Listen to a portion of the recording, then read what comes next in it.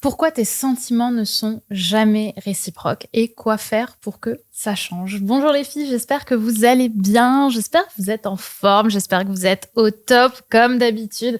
Je suis très heureuse de vous retrouver dans cette vidéo dans laquelle on va parler aujourd'hui de sentiments non partagés avec un homme. Je pense que beaucoup d'entre vous se sont retrouvés dans cette situation où tout se passe bien avec un homme au départ. On est dans une super énergie avec les mecs, avec le mec en question. Et puis vient l'heure où toi, tu as envie de t'engager et où lui, non, tout simplement. Dans un même mood, ça peut être aussi quelqu'un que tu apprends à connaître. Tu matches vachement avec lui, t'adores l'ambiance, t'adores l'énergie qu'il y a. Mais au final, toi, t'as envie de plus et lui, il t'apprécie seulement comme ça, comme une vraie amie finalement. Je parle pas forcément en plus de friendzone, je parle juste d'une situation où tu sens que tu as des sentiments pour quelqu'un et que ce quelqu'un n'a pas de sentiments pour toi. En tout cas, pas de sentiments dits assez forts pour qu'il ait envie de s'engager avec toi. Et c'est tout le sujet qu'on va voir aujourd'hui. Et j'ai bien conscience que c'est un sujet difficile pour vous. J'ai pleinement conscience que ce que je vais vous dire là va pas être très agréable parce qu'on va à nouveau remettre notre niveau de responsabilité sur le tapis. Et en même temps, je pense que c'est nécessaire un petit peu de remettre l'église au milieu du village, ou la mosquée, ou la synagogue, en fonction de ce que vous préférez. Et aujourd'hui, en fait, j'avais envie de vous faire ce partage parce que plus j'avance sur mon chemin personnel, plus je suis sur ce cheminement, plus en fait, je pense que il n'y a pas de méthode, il n'y a pas de secret bien gardé pour qu'un homme partage nos sentiments.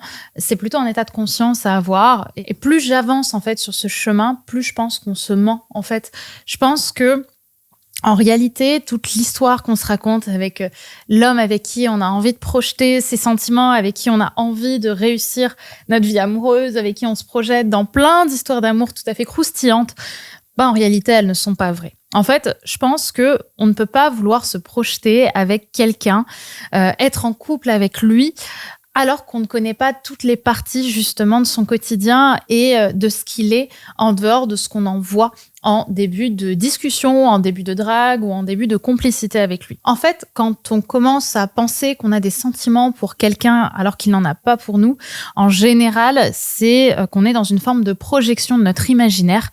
Parce que pour aimer quelqu'un, pour développer des sentiments pour lui, profonds et réels surtout, il faudrait passer du temps avec. Il faudrait le vivre dans son quotidien, il faudrait du temps et passer au-delà de tous les challenges qu'il impose. Parce que c'est vrai que quand on se projette avec quelqu'un dès le départ, on a un petit peu cette notion d'idéalisation de la personne. C'est-à-dire qu'on la voit comme une personne parfaite pour nous. Et ensuite, ce qui va se passer, c'est que c'est notre imaginaire qui va travailler pour appuyer justement cette personnalité parfaite. Ce mec peut-être juste assez sombre pour nous exciter et en même temps assez doux pour nous réconforter, etc., etc. Et on ne voit absolument pas de manière plus réaliste finalement ce que la personne peut nous proposer dans le réel. Parce que dans le réel, pour développer des sentiments pour quelqu'un, il faut aller au-delà justement de tous les challenges qu'il nous impose, tous les challenges qu'il nous propose et que pour l'instant on ne connaît pas. En fait, dès le départ, et ça c'est le cas pour toutes les relations, on idéalise forcément parce que le réel nous donne une idée, mais que ce réel n'est qu'une infime partie de ce qu'est la personne dans toute la pluralité de sa semaine et dans toutes ses habitudes, dans tous ses petits gestes insignifiants. Et il y a beaucoup de choses qu'on n'imagine pas et qu'on efface, qu'on ne met pas en compte, qu'on ne prend pas en compte. Et on va plutôt laisser notre imaginaire justement palpiter, voyager pour faire de lui la personne idéale pour nous. Et le problème, quand une personne veut s'engager dans une relation et pas l'autre, c'est que d'une certaine manière, on se sent profondément rejeté. On a l'impression que c'est nous le problème et que, en fait, lui, dans toute sa beauté, dans tout ce qu'on imagine de lui, ne veut pas de nous, alors qu'en réalité, on idéalise l'autre selon notre prisme parce qu'on ne le connaît pas justement dans ses petites habitudes, dans toutes ces... dans tous ces trucs énervants, dans tous ces doutes, dans toutes ces peurs, dans toutes ces insécurités. Et croyez-moi, les insécurités, c'est pas sexy pour quelqu'un d'autre à la base. Je veux dire, là, tu te dis, oui, mais moi, je vais être la femme qui va le changer, je vais être la femme qui va le pousser vers le haut. Ouais, mais quand le mec, il fait tout ce que tu détestes pendant des jours, des semaines, des mois, et que tu vois qu'il n'y a pas de changement et que tu essaies d'être là pour lui, mais qu'en fait, la seule chose qui te fait vraiment vibrer, c'est de l'imaginer changer, en réalité, t'es pas dans la relation et t'es pas dans le réel. Tu vois? Et c'est là, en fait, tout le souci. C'est qu'en fait, on attribue à l'autre des sentiments qu'en réalité, on n'est pas sincère dans ce qu'on imagine lui porter. Vous voyez? En fait, une relation, une véritable relation, c'est ce qu'on appelle un enchaînement de contacts. Et le contact, qu'est-ce que c'est en psychologie? Le contact, c'est les moments de réel qu'on va passer avec quelqu'un. Et excusez-moi, envoyer 4 messages et 3 vocaux, c'est pas du réel. D'accord? Ça, c'est un message que quelqu'un va nous envoyer qu'on va interpréter comme bon ou pas bon selon une situation.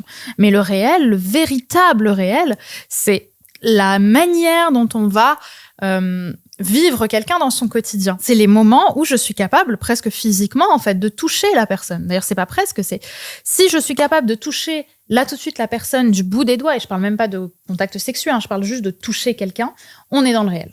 Si vous ne pouvez pas le toucher, vous êtes dans l'imaginaire. Ok, vous avez peut-être une micro-portion de réel qui est le message que la personne vous envoie, mais après, tout le reste, c'est votre film personnel que vous vous faites. Alors que dans le réel, on ne peut pas dealer avec ce que la personne est, on ne peut pas, en tout cas, le négocier. La personne s'incarne en nous telle qu'elle est vraiment. Et dans une relation, au départ, oui, on a une forme de contact, en fait, de réel au début, sauf qu'après, tout le reste va se passer dans notre imaginaire à nous faire un grand film. Alors que quand, justement, on est vraiment dans une relation où on s'engage avec quelqu'un et qu'on vit ces moments profonds avec quelqu'un, en fait, c'est vraiment un enchaînement de réel qui fait qu'on va vivre la personne dans tout ce qu'elle est, tout ce qu'elle nous montre, tout ce qu'elle ressent au fur et à mesure du temps, mois après mois.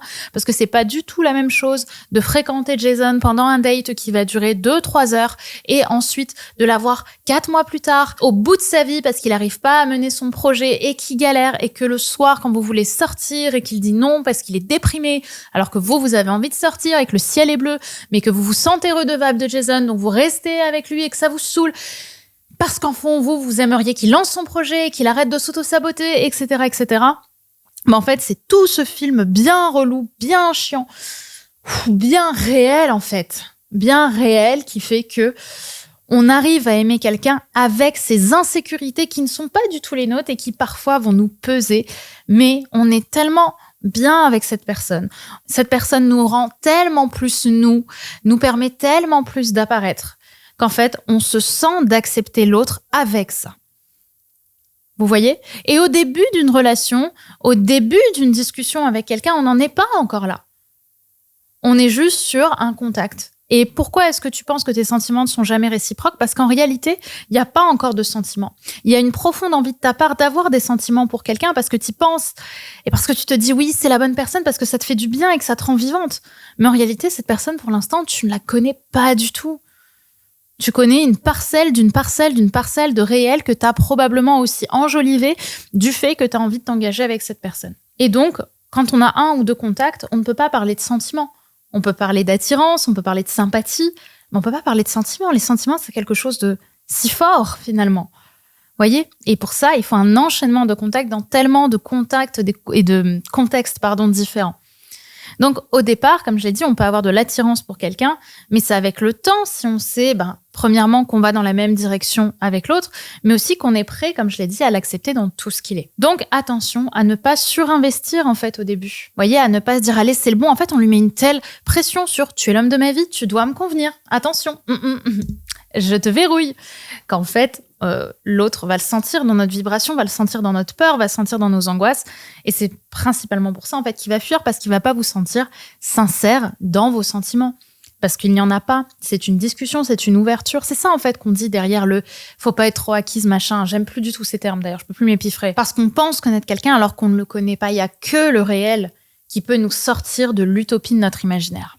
Et c'est ça le partage que je voulais vous faire, parce que la solution, elle est là.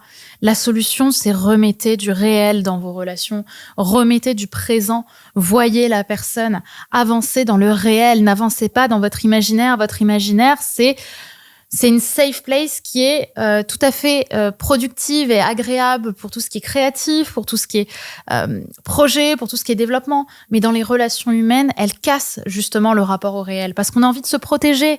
Et c'est pour ça qu'on va dans l'imaginaire, parce qu'on veut fuir le réel, parce que le réel nous fait trop mal, parce qu'on ne s'aime pas assez. Alors que dans le fond, tout ce que vous avez besoin d'apprendre et de vivre et d'éprouver se trouve dans le réel. Pas dans votre imaginaire le soir quand vous dormez et que vous imaginez Jason venir vous sauver du méchant. Non, remettez du réel. C'est en étant soi dans le réel, en apprenant à interagir avec votre réel, à oser vous montrer aussi dans votre féminin blessé ou dans votre masculin, enfin dans tout ce que vous vivez, qu'en fait vous allez pouvoir vous sentir de plus en plus légitime à être aimé et vous sentir solide dans qui vous êtes. Parce que fuir dans l'imaginaire, c'est souvent qu'on se ne sent pas légitime de pouvoir aimer et être aimé dans le réel. Donc c'est sûr, c'est moins sexy, mais c'est le facteur X. C'est le facteur X qu'il vous manque, il est là. Ne romancez pas constamment le début de votre relation. Le début d'une relation, c'est de la découverte dans le réel. Je sais que c'est moins sexy que tout ce que vous vous imaginez dans votre tête, je sais que c'est moins excitant, mais au moins ça va vous permettre de créer un véritable lien avec la personne, de construire une vraie relation, pas une relation qui se passe dans vos têtes. Donc au final, si on revient à notre sujet, je pense qu'en réalité, il n'y a jamais de sentiments qui ne sont pas réciproques, puisque pour avoir des sentiments, il faut du temps. Il faut du temps, il faut du réel. Et c'est pas ça, en fait, qui n'est pas réciproque, c'est votre projection, en fait, qui vous pousse à croire que vous avez des sentiments très forts pour quelqu'un que vous connaissez depuis 2 jours. Voyez, ou depuis 1 mois, hein, c'est pareil. Créer du réel, montrer du réel, et c'est par le réel, en fait, que vous apprendrez à créer du lien avec quelqu'un. Et dans vos sentiments seront tellement forts, tellement grands, ce sera un prisme tellement beau qu'en fait, il vous permettra réellement et profondément d'avoir une relation avec quelqu'un. Parce que forcément, quand on aime quelqu'un, du fond de notre cœur, même si la personne ne va pas nous aimer tel qu'on l'imagine, ce qui, ça aussi, serait une projection, en fait, elle ne peut pas être insensible à l'amour qu'on lui porte. Même si elle vous apporte de la haine, même si elle vous dit que vous êtes nul, gros dégueulasse, etc., ça cache de toute façon les sentiments. L'opposé de l'amour, c'est pas la haine, c'est l'indifférence. C'est le jour où quelqu'un sera indifférent à vous, profondément indifférent à vous, qu'il n'aura pas d'amour. Mais en général, quand on est indifférent à quelqu'un, on ne peut pas l'être dans le temps. Et vu qu'il faut du temps pour avoir des sentiments, ça va avec. Donc il n'y a pas de sentiments qui sont pas réciproques. Il n'y a que de l'imaginaire qui ne l'est pas. Voilà les filles pour ce sujet croustillant, mais nous n'avons pas terminé notre sujet, puisque justement, si vous vous retrouvez dans cette situation où vous n'arrivez pas à être en couple, où ce que je vous ai dit, ça vous a parlé, ça vous a inspiré, ça vous a aidé, que vous trouvez du sens à ce que je vous raconte, alors il faut absolument que vous soyez là le 1er juin, le jeudi 1er juin à 20h pétante, puisque je vais vous donner une soirée inédite sur ce sujet, sur le plan d'action justement pour être en couple. Je vais vous donner pas mal de petits points qu'on va travailler en profondeur sur justement vos croyances, vos peurs pour trouver l'amour et également pour sortir de la spirale des échecs avec les hommes. D'ailleurs, c'est comme ça que j'ai appelé cette conférence, le plan d'action pour être en couple en 2023 et sortir de la spirale des échecs avec les hommes. Donc si ça vous a parlé, ça vous a inspiré, vous avez trouvé dans ce que je raconte du sens et que vous sentez que je peux vous apporter encore plus parce que je vais vous apporter encore plus pendant cette soirée, je vous invite vraiment à vous inscrire. Le lien est juste en dessous en description de ce contenu. Je vous invite donc à cliquer sur le lien et à vous inscrire parce que ça va être particulièrement transformateur pour les femmes qui seront là. C'est pas pour rien qu'on en a plusieurs maintenant qui sont en couple. J'espère donc que cette vidéo ou que ce podcast, selon là où vous l'écoutez, vous aura plu. N'oubliez pas de vous abonner si vous voulez pas rater les autres épisodes qui vont monter crescendo. Vous allez le voir au fur et à mesure des jours. Et bien sûr, de partager ce contenu à une personne que ça peut aider. Si vous avez une amie ou même un ami qui se retrouve souvent dans cette situation, envoyez-lui, n'ayez pas peur justement de l'aider, n'ayez pas peur de sa réaction, parce qu'au contraire, la véritable amitié, c'est passer au-delà du jugement des autres et d'accepter de poser une pierre en disant « écoute ce contenu, peut-être qu'il peut t'aider ». Et je suis sûre que vous êtes une assez bonne ou un assez bon ami pour le proposer à vos proches. Donc j'espère qu'il pourra vous aider et qu'il pourra aider vos amis. En tout cas, moi je vous retrouve du coup le jeudi 1er juin pour une conférence transformatrice. Je vous attends. Bisous!